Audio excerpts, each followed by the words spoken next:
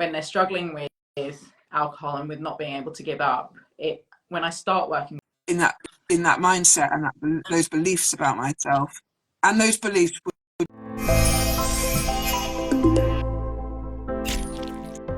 Good evening, everybody. Welcome to our Sunday night live with myself and Sarah.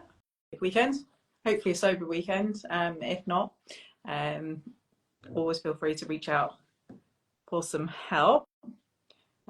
Yay, look at that. Hello.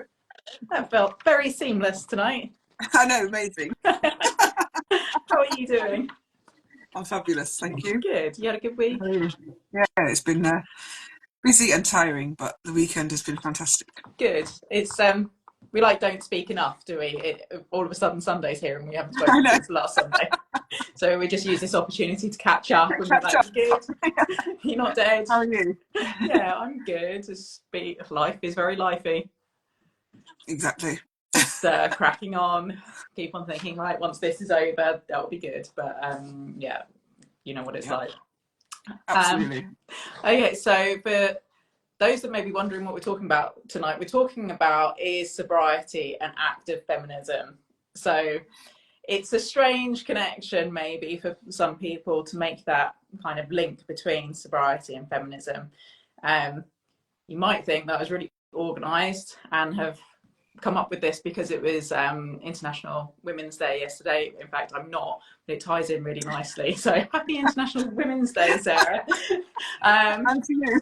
Yeah, like you're one very super strong, badass woman, and it's been a pleasure to watch your journey into sobriety and for you to step into just how amazing you are.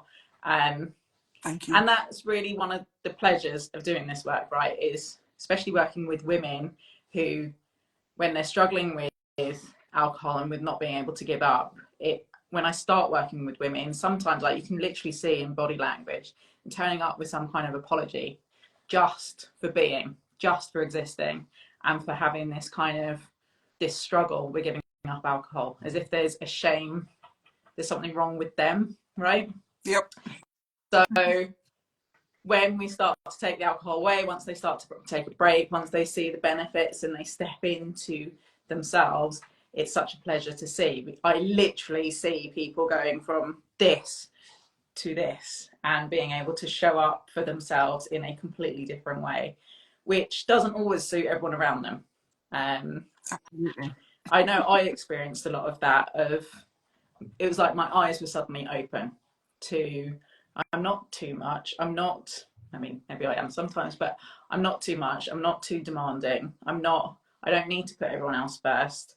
I don't have to please everybody else and put myself at the last on the list. And by taking time for myself, that's not selfish, that's self-care. And it's hugely important if I'm to be able to be the best version of myself for everyone around me. So Sarah, tell me a little bit about your journey. What have you felt empowered when giving up alcohol? Oh my God, so empowered. And I was a pretty empowered person anyway, I think. Yeah. I felt pretty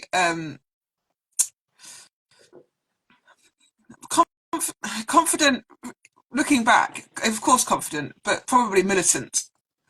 And I was, but I was wound up in this anger, I think. So it was kind of quite a tight ball.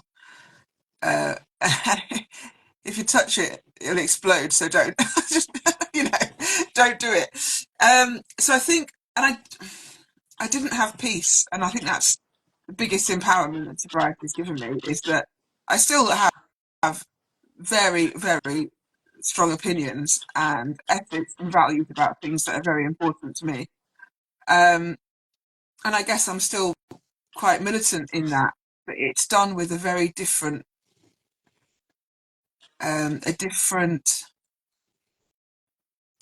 approach. I'm happy. I feel like I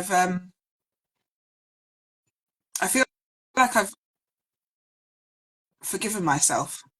Mm-hmm. forgiven myself for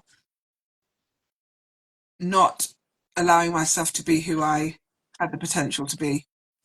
So how did you go about that? Because that's quite a big one that people struggle to let go of, right? They struggle to forgive themselves. So how did you start to do that? I think it was really about, I talked a bit about it last week and probably the week before. It's about really developing your sense of self. And within that, kind of really exploring who you want to be. I think when it's sobriety is such a opportunity to really dig deep and look at what the possibilities are. And you have the chance to reinvent or invent yourself, because lots of the behaviours that I had when I was drinking, I look back at them now and I think that just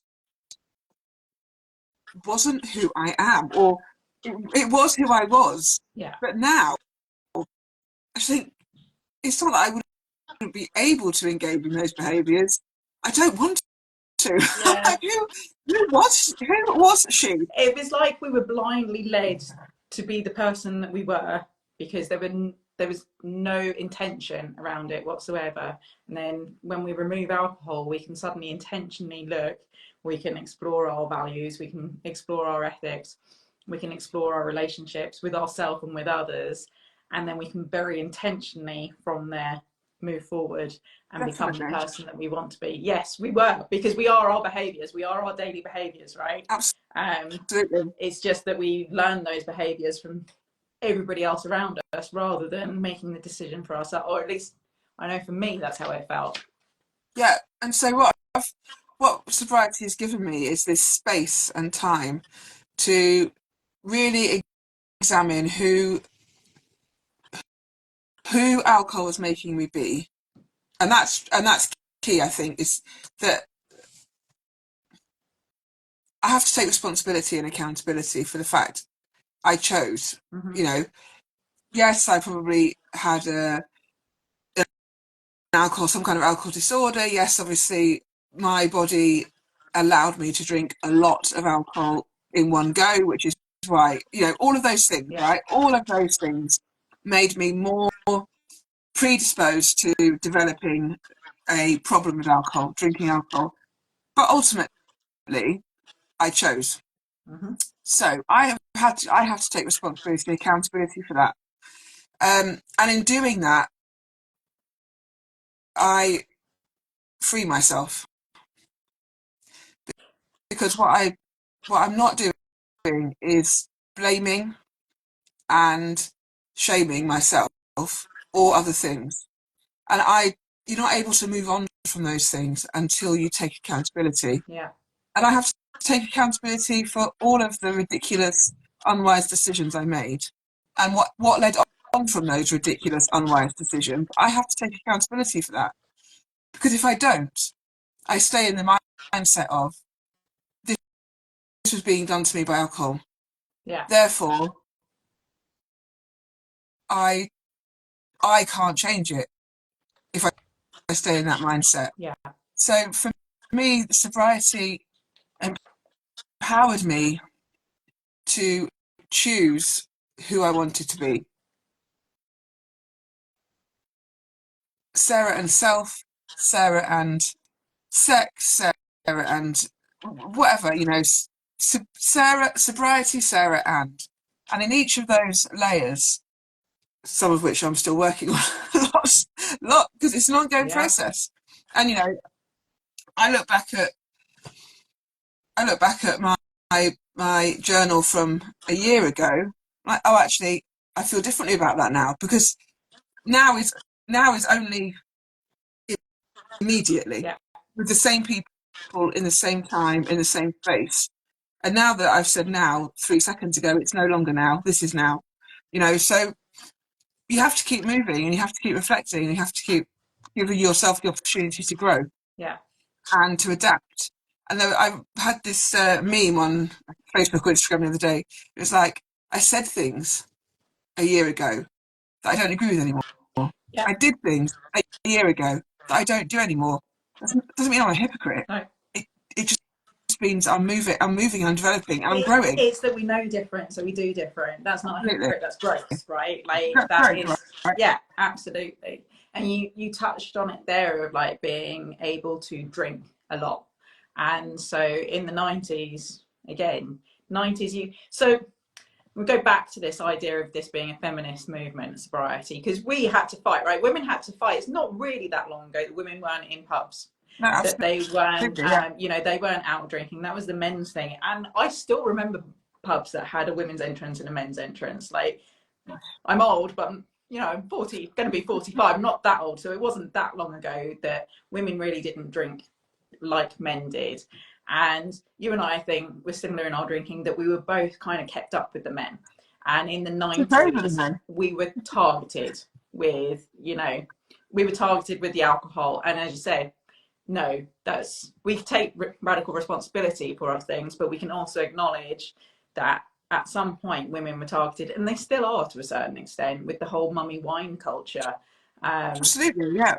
my, Absolutely. my algorithms send me sober stuff, but I remember being firmly in the mummy wine culture, in that kind of hurrah for gin, all those kinds of Yeah, yeah. things, where you're fed like, okay, you can be the best mum, you can be the best daughter, you can be the best wife, you can be this, and then at the end of the day, you get to have your glamorous alcohol. Yeah, yeah, And definitely. then when you struggle with it, there's something wrong with you. Yeah, It's not that actually the expectations are too much on you and that you're overwhelmed or anything like that. Is that you're broken, yeah, and there's a shame in that. So it's trying to find that balance. It feels like, I think I talked about it, possibly, I know I've been talking about it lots in the group since I've read the book, is in Feel the Fear and Do It Anyway, she talks about the pendulum effect of the equal and opposite reaction. It feels that we didn't have those rights to drink, and then we were like fought for our rights to drink, yeah. and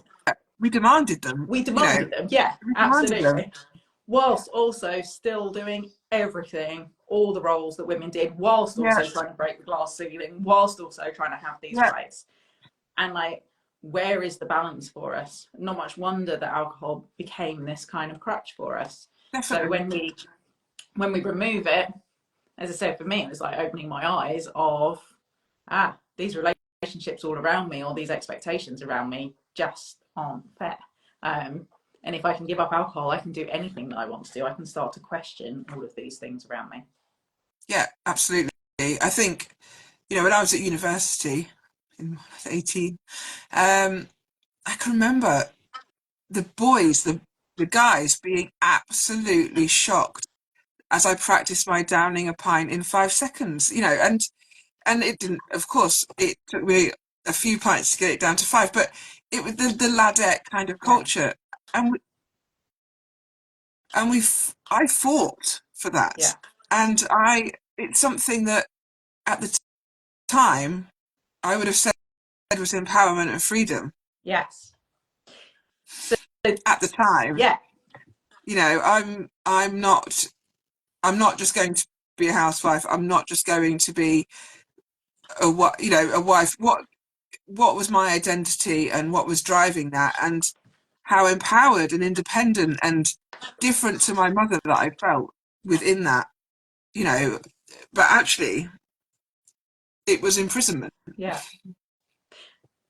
Okay, so moving on from that, then, like, how has sobriety helped you feel empowered? We kind of touched on it a little bit earlier, but tell me, as I said, for me, I felt like when I'd given up alcohol, I had gone against everything that society had expected of me. That I felt like a complete actual rebel when as we've talked about, that giving up alcohol is one part of sobriety, and then there's the rest of it. So the Yeah. giving up the alcohol was the one thing, but then once I'd kind of done that and taken a long break, I was like, fuck yeah, Mm. I'm pretty hardcore. I'm doing something that, other people, this isn't the norm. And so I can do anything. And I really did go on to do all the things that I had been scared to do previously. Yeah. I mean, it's I think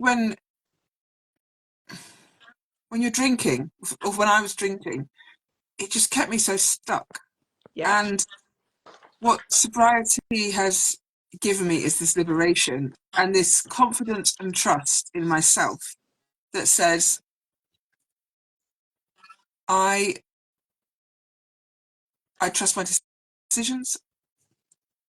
I trust that I am always going to have, I will always have my faculties about me. I'm not going to be doing something because I've drunk alcohol.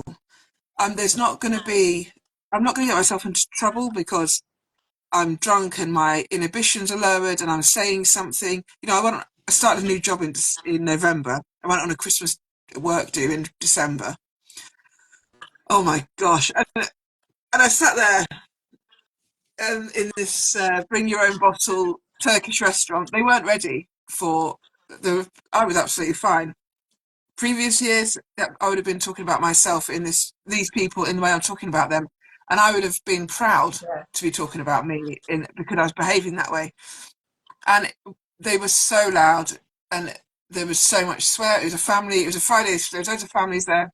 They had to move families upstairs away from our table, and I was sat there with this, you know, tables of rum and Red Stripe, the two things that I used to drink, um, and people were being fine. But I just thought, if I was drinking right now, this would be the team's first experience of me on a night out. I would have been so badly behaved. I would have just been an absolute twat, Yeah. and I would have drunk so much. And I sat there and I just thought, I am so free. Yeah. I am so free. Although I felt a little out of place because everyone else was very drunk. We went on to a bar. Everyone was dancing to ABBA. I was like, oh my God. I mean, I hated ABBA drunk. I certainly hated sober. And everyone was like, why aren't you dancing? I'm like, because this is shit. um, and they were like, you don't drink? I'm like, no, I don't drink.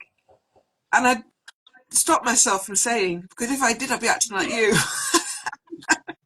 And that's not to put them down. It's just that I don't want to act the way that I know I was acting when I was drinking. Yeah. I don't want that to be who I am. That isn't who I am. Yeah. Um, so this liberation of, I trust myself entirely. I know that if I choose to go to the pub for an hour, I'm choosing to go to the pub for an hour. I'm coming home. I'm getting up in the morning. I'm getting on with my day. I have absolute freedom. Yeah. And I think that's absolutely it. It's the confidence that you're leading with integrity, right? That's what I love when I always have one client in mind that I can visually see her and her confidence changing. As I said at the beginning of this, where it's so often when we're drinking, we kind of show up with an apology, because if we're at a work stew and we act like a twat, if we are in a relationship and we've acted in a certain way at night, the next morning we're always showing up with some kind of apology. We can Yeah, have a point in a conflict, but all the time that we have some kind of shame or regret or guilt about the drinking, we can never show up with that confidence. So we let it go, right? And it's, well, we'll just get through to the evening, we'll have another drink, and we can forget that's it. And we never learn how to resolve conflict. We never learn to set boundaries. We never learn how to stand our ground, because we're kept kind of in that place. So that freedom that you're talking about, that freedom to know that actually this doesn't suit me, or actually, yeah, I am right here, actually I do want to have this conversation, and I turn up completely with clarity and absolutely. focus, Yeah, uh, and I can shift the relationships around me, because my relationship with myself is so different. yeah, When I think about real confident women, they, it's a horrible phrase, but like girl bosses, you know, the queen bee, it is stepping into your confidence, knowing that what I'm saying right now is what I want. I'm leading with my core values. We touch on them all the time. And this is, I'm not being out of order, I'm not being too much, I'm not being feisty. I am advocating for myself, and I deserve to be heard in this circle, whether that's at work, whether that's at home. Having the freedom to do that and feel confident in what you're doing is the best feeling in Yeah, the world. yeah. And I thought that I was assertive as a drinking person. I am so much more peaceful and considered in sobriety. Yeah, I'm so much more assertive. It's Yeah, this yeah, this quiet calm, and have I because of sobriety, I have more self-awareness, and I have space and time for reflection, and my ego is not so ego-y as it was when I was drinking. yeah. So I'm able to step back and apologize, and it's yeah, It, it's it's interesting though, because I remember saying to you ages ago, because we talk about the feminist movement and sobriety, and that ego thing around when we used to drink, and it is almost for us as well, being able to step into our feminine side. It's not um, for me, the feminist movement is not just taking on the role of the man and oh saying no, this. absolutely not. It is No, about being able to be vulnerable enough and honest yeah, enough with myself to have yeah, that and know that that is our superpower as women. We are yeah, like caretakers, though that is a, but in sobriety we get to know when that is good for us and when that is definitely, unhealthy for us. I definitely, think that's the real difference, is that yes, it's our superpower, but that is exploited when we're drinking. Um, totally, and so, yeah, you remove alcohol and you can really start to look at it, am I caretaking because this is a good thing for me, or am I caretaking because it's expected of me? yeah, The other thing you touched on, which is a really, really, like, this deserves a whole kind of discussion on its own, is the lowering of inhibitions when we're drinking. The fact that, you know, people take advantage, right? And again, act with radical responsibility of our drinking. It puts us in potentially a really dangerous position, totally, and people take advantage.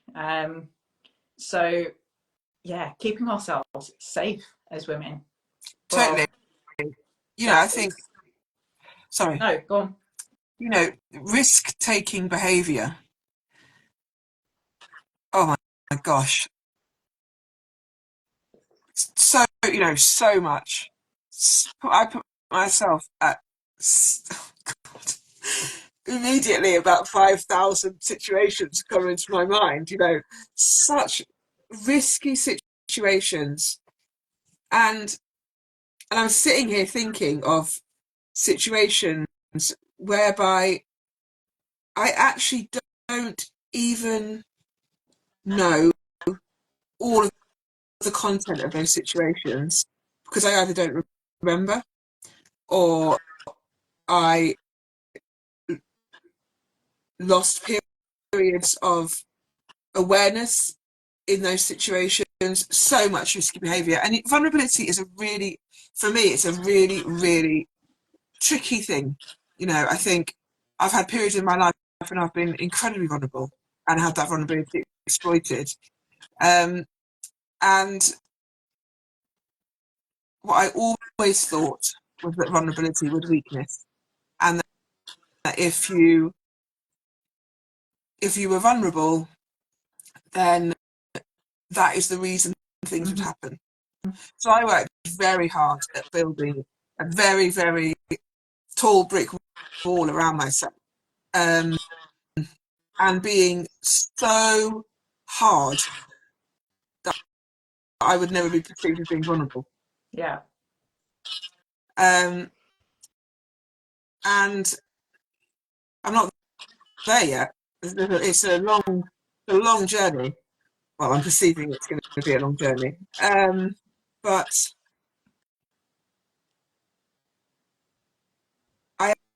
am, I mean, I'm quite vulnerable in this situation, for example, you know. So, And this is where the vulnerability is strength, right? absolutely, This is yeah, where sharing our absolutely. story and being really open with people and being vulnerable in this way is, in my eyes, just like the fucking strongest thing to do. Yeah. And I know that I've, you know, with the women in the group, we've shared lots more detail about a situation in our lives. Yeah. And that, that, that choice and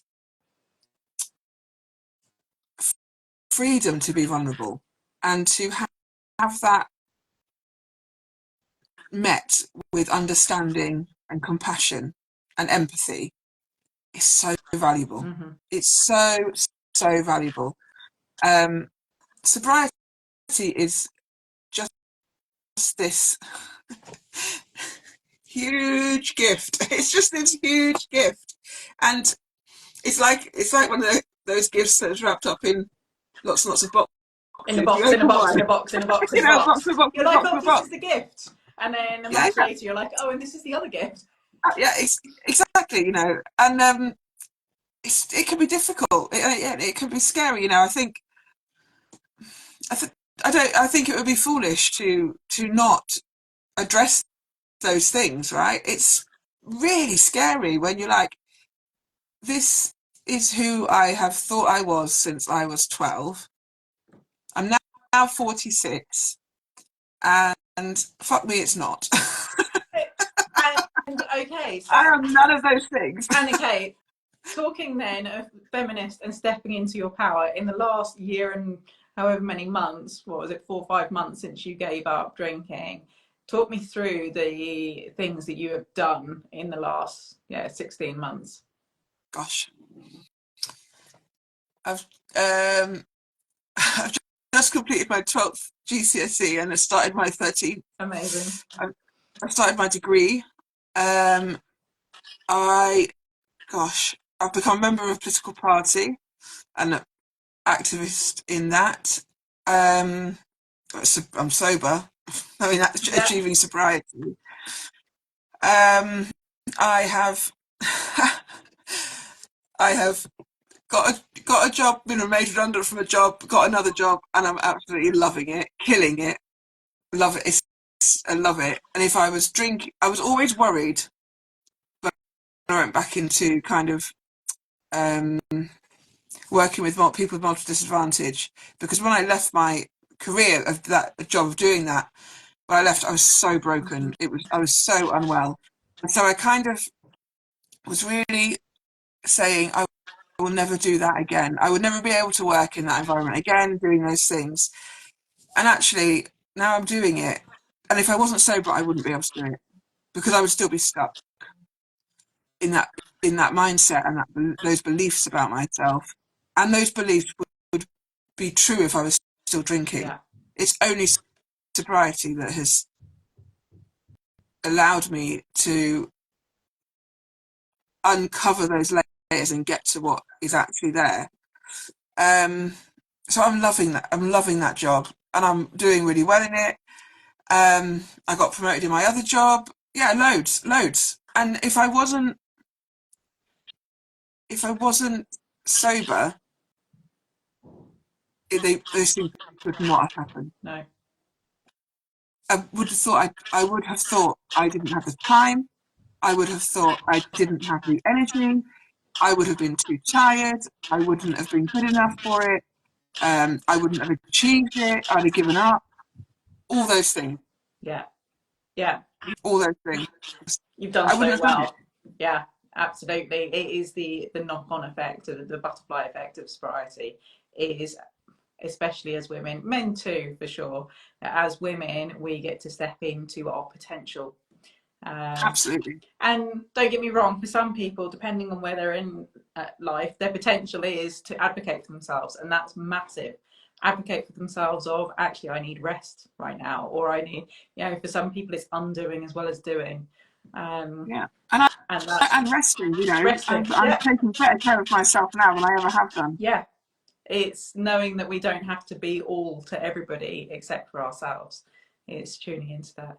I really do think it's almost it's not the last bit of sobriety for sure. As you said, it is the gift that literally keeps on giving, keeps on giving, keeps on giving. But it's one of the elements of, like, I work around these 6 pillars of well-being, and this connection with ourselves and connection with others is so important in sobriety. And again, just from this stepping into our own power is that how do we resolve conflict with others? What do our relationships with our friends, with our girlfriends look like? You just touched on it with our group. It's completely different. I never really had female friends before I gave up drink. I was drinking with the guys. Like, you know, I was that person. And so creating Sobriety Sisterhood for me felt really alien. And then actually the power of women when they come together and can navigate different things and can navigate conflict, can navigate their own feelings in things, and start to learn to do it in a healthy way is so much more empowering than anything could ever be. Absolutely. And I think I think one of the really big lessons that I've learned in sobriety is the ability to put boundaries in place and to work through the response to those boundaries. Yeah. You know, boundaries are hard. I was incredibly unboundaried as a drinking person, incredibly, which meant that I was taking on shit I didn't want to do. I didn't say no. I felt overwhelmed. I couldn't keep up with everything. I'd end up disappointing people by by going, or all of those things. And the person that came off worse from that was me. So really looking at boundaries, and there are so many things that I'm unwilling to accept as a sober person that I would not even have noticed as a drinking person. And I think that is exactly it with the is sobriety a feminist movement? Fuck yes it is, because we up our level of expectations and for what we allow. There are people that had access to me as a drinking person that now I'm just like, not a fucking chance. In a million years. Not in a million. What? How is it? Well, how was it that you ever had access to me? Yeah. You know, not just sexual partners, but friends, or a really, really key one is my children's dad. It would, have to, even though I have lots of misgivings about him, if he phoned, I'd be like, oh, I have to answer the phone. Yeah. Now I'm like, no, I don't. No, I don't. I don't have to take a break, a pause from what I am doing to make sure that I speak to him when he calls me. That's not my priority. No. And you go back to that word peace, right? Your peace is your priority. That's where you come. Absolutely. You're the best And version. I'm not getting involved with anything that may shatter or even chip it. So for anyone looking for any book recommendations, I'm just thinking about good books around this subject. There's 3 in particular that I can really think of that work around, like, this isn't the feminist movement, but this is about really like conflict resolution, around boundaries, all those kinds of things. Is The Book of Boundaries by Melissa Urban is a brilliant book. Excellent. It really, really is good, and it feels so difficult to say no to people, but when we do, it feels so good. And you just mentioned it, like those people from our drinking lives sometimes get really upset when we start to say no, and we lose some of those relationships, right? And they're the people that we need to set boundaries with. People within the kind of sobriety, with the recovery, well, we tend to understand boundaries a lot better as we're moving through, I'm going to use the word recovery, through recovery. So we're always a lot more kind of like, yeah, you take care of you. It's a lot better. I think that's a real benefit of this sobriety. So The Book of Boundaries, I will always recommend the Cartman Drama Triangle. I love that book. And I will also recommend Fierce Intimacy. Yeah. with his conflict loop, which you can only get on It's Audible. You can't get. not a book. If any, like Terry Bill, if you're listening by any chance, please have Put it it into printed. print. I recommend this book to everybody. None of us have found it as a book, but it's by far like one of the best books that I've read. It. I recommend it to everybody. Everyone that's read it within or listened to it within the group loves it. But it talks about, again, conflict resolution and how we can do that in a good way. And I think as women, we're just told that we're irrational, we're too emotional, we're Yeah. too this. When we remove alcohol and we find that kind of peace and we can work through our own emotions and we can come from a place of real, like, as I said, solid ground and integrity, things change. And it is awesome. It's amazing. It feels difficult for those around us for sure, but it's definitely worth it. And who, at the end of the day, who are you living for? Exactly. We got one life. I was living for the people I drank with. Yeah. And now I'm living for me. Yeah. Simple. Lovely, Sarah. Thank you very much. Thank you for those that joined us tonight. And by all means, you can reach out, ask questions, contact Sarah and I. For anyone looking for any support in their sobriety, by all means, reach out. Have a look at sobrietysisterhood.com and come join the groups. We're a friendly bunch. We don't bite. And Sarah, what should we cover next week? I did have to think of something, and then it went out of my head. We'll have to think about that. But if you've got any ideas, guys, then by all means. Oh, core values we should talk about. Oh, we should definitely talk about core values. And then as we move towards Easter, we should do getting through the bank holidays. Yeah, definitely. There's a lot of bank holidays coming up, and they can be such a trigger for people. Yeah. And hopefully some good weather coming up, and that sunshine is quite often a trigger for a lot of people. So sun's out, sun's out. Yeah, absolutely. Right, lovely. Sarah, thank you so much for joining us again this week. Okay, and I'll see you next week. Bye. Take care. Bye. Bye. Bye.